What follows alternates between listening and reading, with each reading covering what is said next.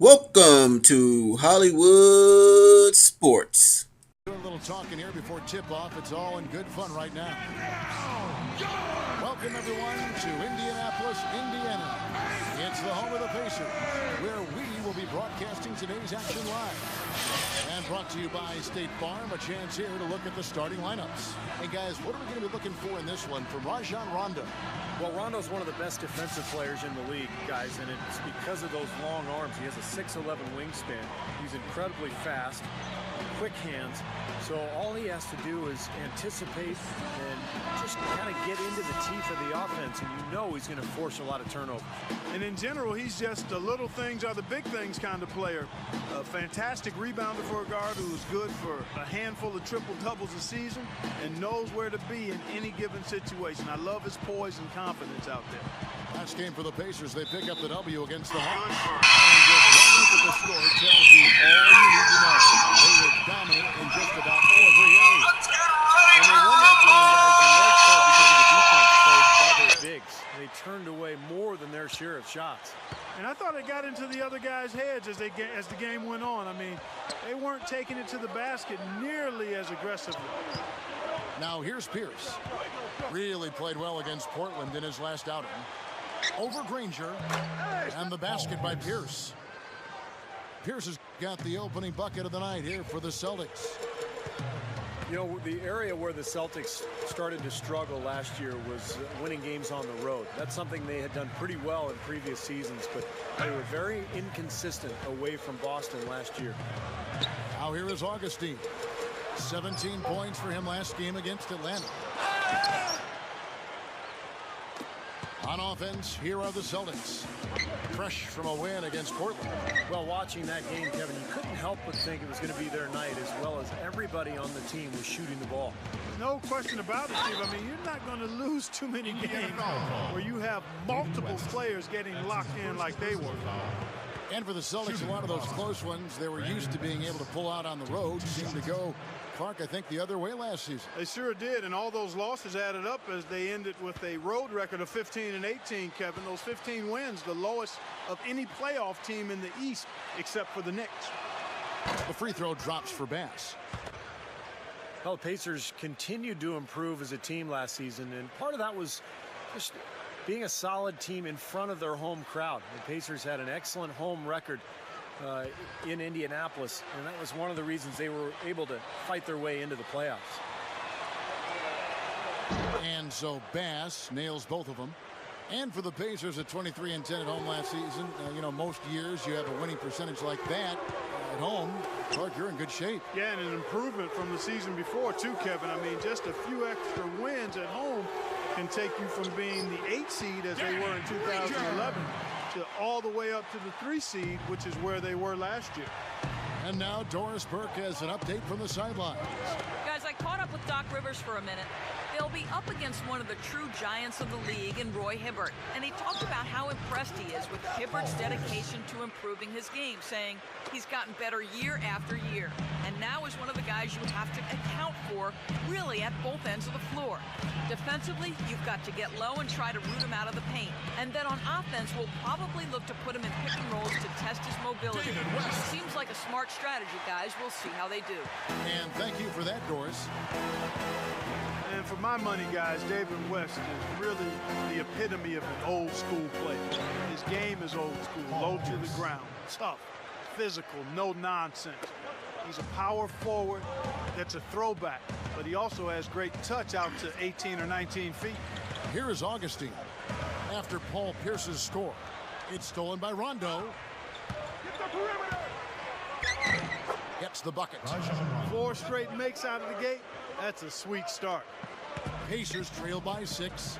And the other thing about David West, you know, he's a good ball handler. So you can go to him on the perimeter, run some dribble handoffs. He can get around you offensively. And he can do it without turning the ball over. So West, a nice option offensively. The Celtics have gone 4 of 4 to start, so a nice offensive rhythm to start here. Rondo passes to Pierce. Nice ball movement by Boston. Bradley dishes to Bass. West on him. 11 feet away and blocked. Out of bounds, Celtics ball as Boston keeps possession. So Indiana ends up with a new group on the floor. And then for Boston, Sellinger's checked in for Garnett. Green comes in for Brandon Bass. And it's Terry in for Avery Bradley. 1:56 left to play in the first quarter. Here's Pierce. Drains the 19-footer. Pierce has got 8 points. Well, he's got the special ability, Kevin, to make shots while being heavily guarded. And I don't know how he does it, but he figures out a way to get the ball in the basket, even under pressure. And I don't think we can afford to forget about something else he's known for. Stepping to the forefront at the end of close games and demanding that he be the one to take the big shot. And guys, one of the brightest young coaches in the league, perhaps the youngest coach in the NBA, is Pacers head coach Frank Vogel. And man, he's done a remarkable job in a short time. He brings great communication skills, eagerness to learn, and a willingness to hold guys accountable and yet remain positive in how he interacts with them. I think he's only scratched the surface of how good he can be as a head coach in this league for a long time.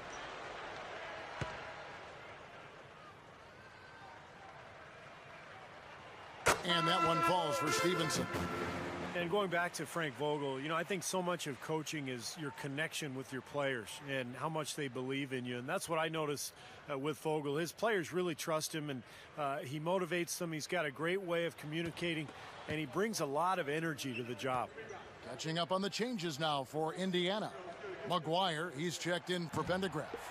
Granger comes in for Green, and DJ Augustine subbed in for George Hill. And Boston has really kind of set the bar in the Eastern Conference over the last 5 or 6 years. Not quite as effective last year, but they did fare pretty well against their Eastern Conference opponents. My goodness, he's going off in this quarter. He's got the guys on the bench going crazy. Rally towels and all. And Augustine kicks to Stevenson. Steps back and shoots. That's good on the jump shot. Augustine's got his second bucket of the game to go. And Boston against the East, it was a big part of why they were able to stay in the hunt. 32-16 on the season interconference. Like every other playoff team in the East, they were able to have a winning record against every Eastern division, but they really took it to the Southeast, which is surprising as that was the toughest division. Here is Augustine after Paul Pierce's score. He kicks to McGuire. Shot is off. Now here's Mello. He dishes it to Barbosa. Over Augustine. Offline from the top of the key. And after just 1 quarter of play, a double-digit differential on the scoreboard. The Celtics out in front, up 10. And back in a moment as we'll get underway with quarter number 2.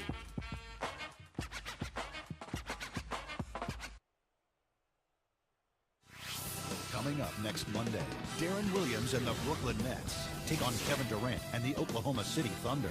East versus West. It's the real deal.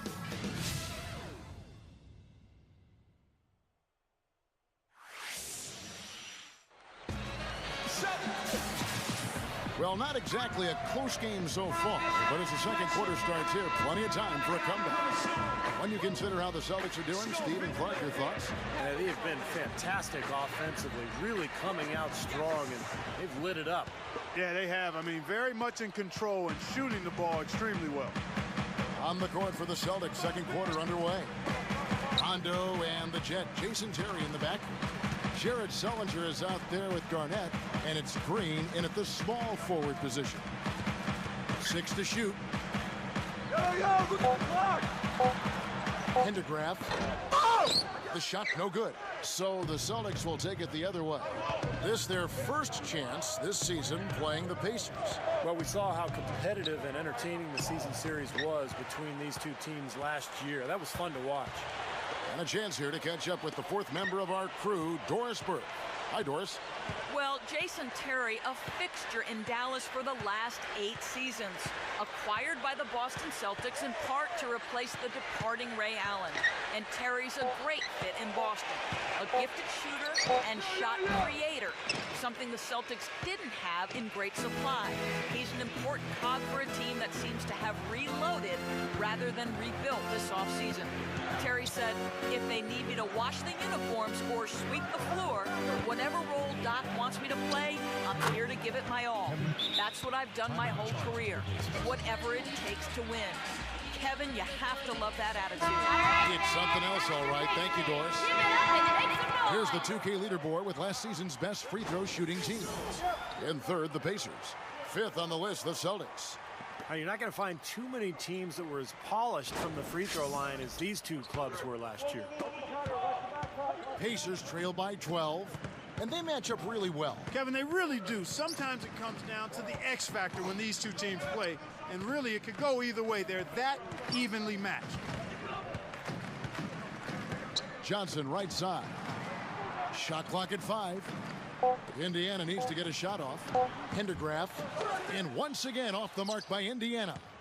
Well, that's a bad miss right there. I mean, you'd like to see him be a little more assertive when he has such good position. Outside Rondo. Sullinger with the ball. Pendergraph on him. Sullinger with the bucket. You look at their scoring. Mid-range jumpers account for 6 of their last 10 points.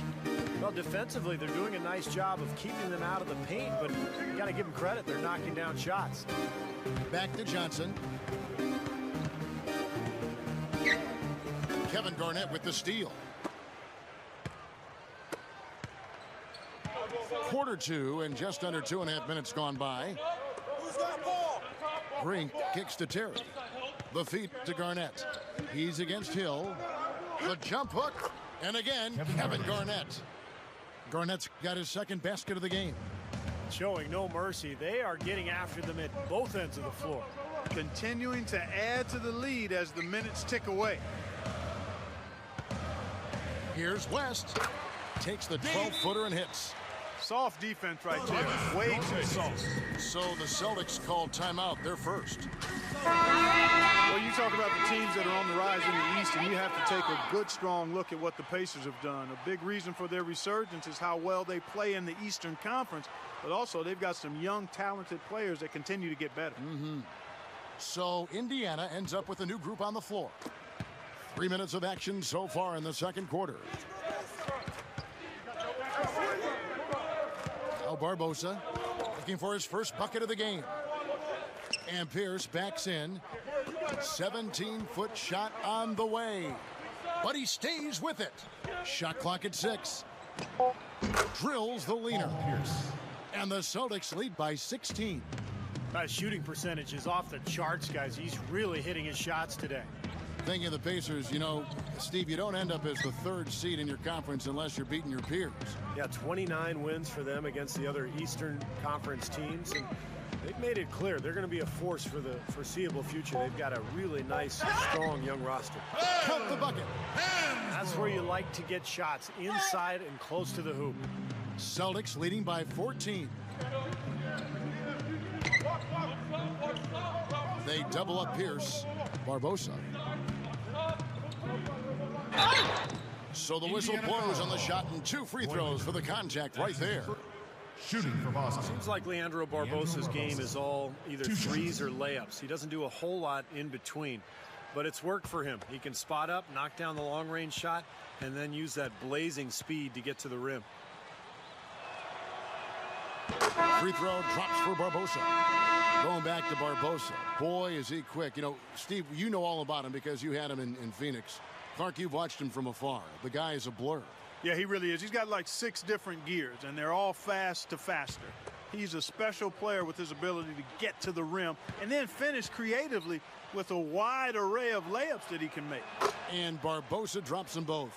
You know, maybe part of it is playing in a run-and-gun offense for so long, but for whatever reason, Leandro Barbosa can go from hot to red hot in a hurry. He's just one of those guys who can just explode at the drop of a hat during a game.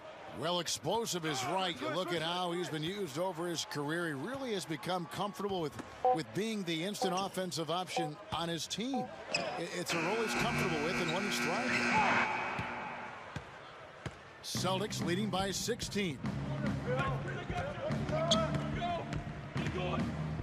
There's 25 seconds left to play here in the second quarter. The drive by Rondo over Augustine. Rondo's shot is good. Rondo's got his second bucket of the night. Great display of that mid-range touch right now.